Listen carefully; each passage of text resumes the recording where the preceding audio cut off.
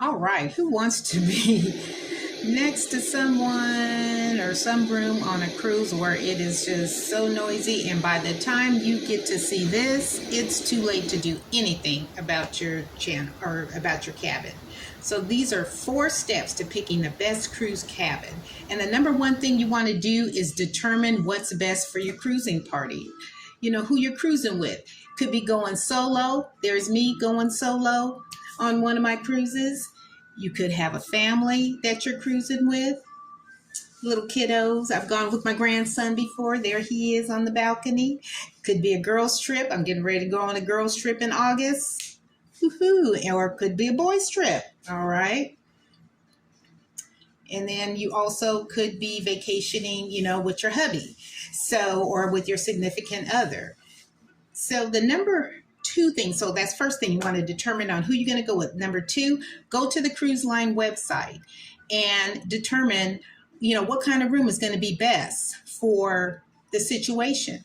If you're in the back, middle, forward, okay, and of course in the middle, you're closest to the party end, right there. Yep, the middle one. That's the vista. That's the vista. So let's pick the middle because we want to be closest to where all the action is. All right.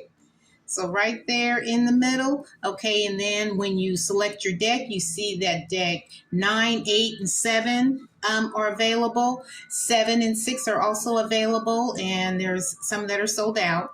So then the number 3 thing you want to do is before you select, you want to go to the Cruise Mapper website. All right, so let's go to the Cruise Mapper website. CRUISE. All right, Cruise Mapper and deck plans. Okay, so it populates right here on top. It might not do that the first time you put it in. So let's pick the Carnival Breeze. Is the ship that we're on. Okay, so you can see here, there's the Breeze. I was on her in February. Okay, so it's got 15 decks. And we remember seeing from the pages before that 6, 7, 8, and 9 are available. So let's look at deck 6. And you see how everything is color coded. They've got all the room numbers where you can see them really nice. There's only one deck per page, not like the Carnival website where you have all of the decks on one web page. And it was just so hard to look at. Now, it may be a little different now, to be able to tell what restaurants, pools, and everything are on every deck. But the website that I used to go to just had all the decks on one piece of paper. It was just so hard to determine, what's what on that. So anyway, this is so nice. It just lays it out. It's color coded. It has all of the room descriptions. This is deck 6, so we can see the deck 6 is all staterooms. That's pretty good.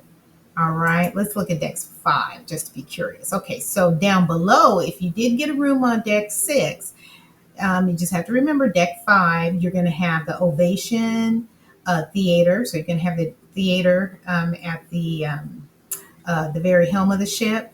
You were going to have the fun shops, there's shopping. You're going to have the casino is midship. The dance floor looks like, that might be the disco.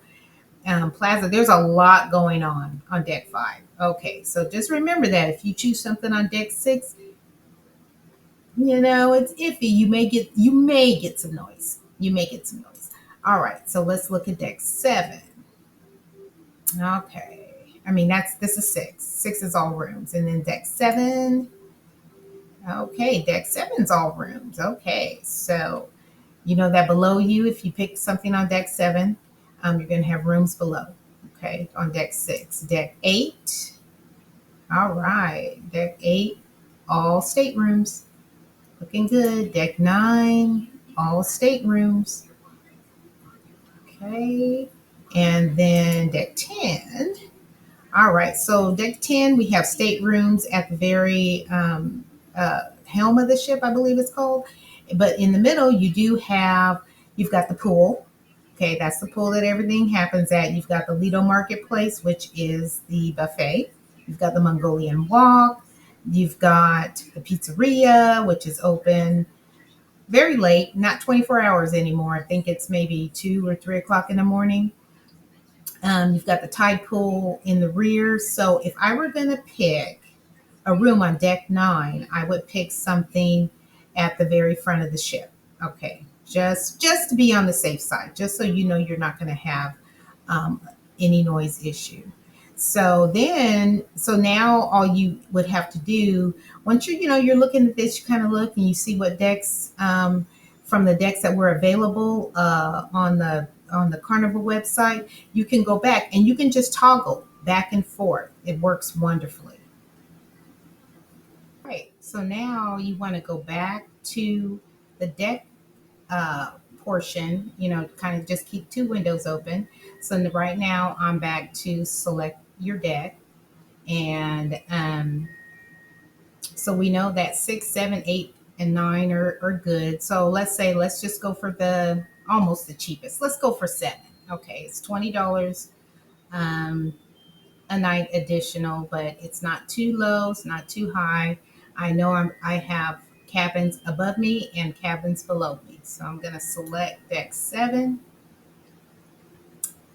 and on this search, I did an interior room. So let's say, okay, so right now I'm looking at the location of these rooms here.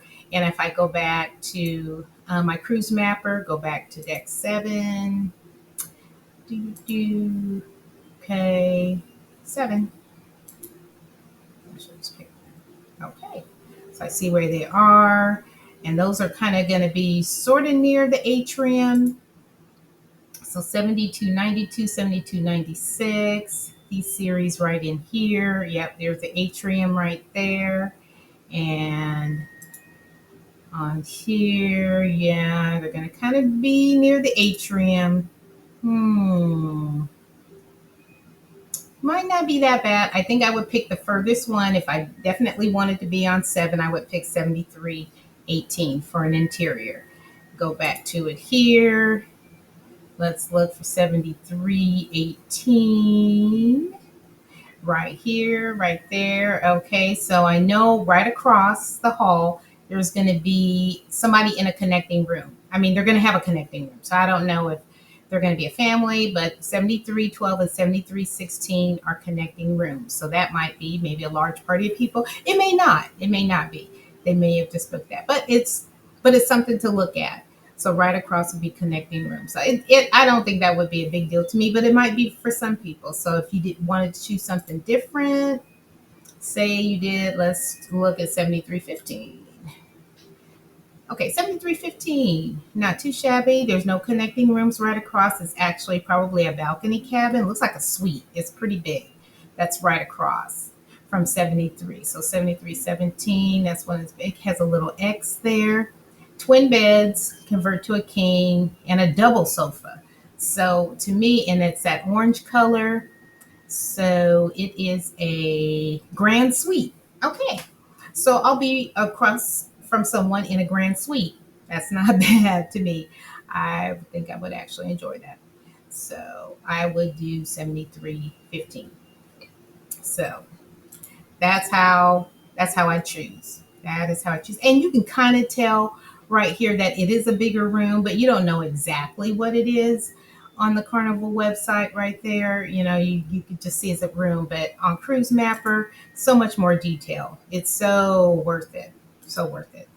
Yeah, I haven't had a bad room since I started using Cruise Mapper and choosing my own rooms. So that's definitely what I would do. 7315. Okay, so that is tip number 4. If you find this information helpful, please like and subscribe. I really appreciate it. Thank you so much. And we'll see you, shipmates. And I hope to see someone on a ship someday on the high seas. All right. Thank you. Thanks for tuning in. Bye-bye.